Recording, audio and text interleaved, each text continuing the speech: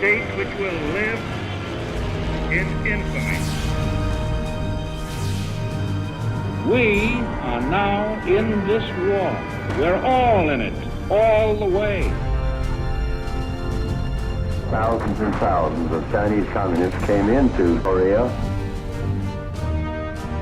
Our full commitment to the people and to the government of South Vietnam. We know there are hazards there. No one can feel more deeply about the loss of life. Just 2 hours ago, Allied air forces began an attack on military targets in Iraq and Kuwait. Today, our fellow citizens, our way of life, our very freedom came under attack. American and coalition forces are in the early stages of military operations to disarm Iraq. On behalf of a grateful nation, welcome home.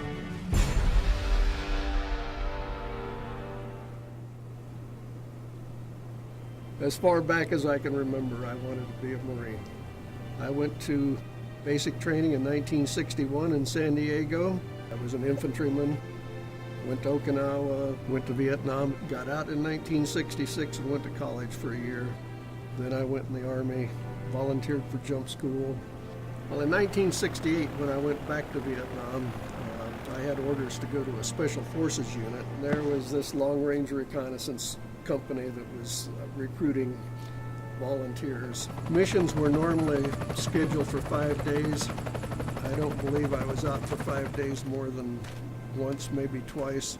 The rest of the time we got compromised in some respect and either had to shoot our way out or sneak our way out. And that was pretty typical. Shortly after Tet, we were in the Phu-Bai area, and my team was one of the first reconnaissance elements to go out on a mission. And we went out, 6 of us. They landed us in a big open field along a wood line. We moved out, and we immediately got into the middle of a base camp. Fortunately, whoever lived there was out doing something else at the time. And we moved through that thing as cautiously as possible.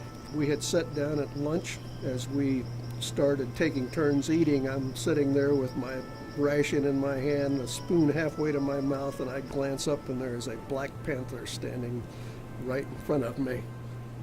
Closer than me to you. I could have reached out and touched him, literally. And he looked at me and I looked at him.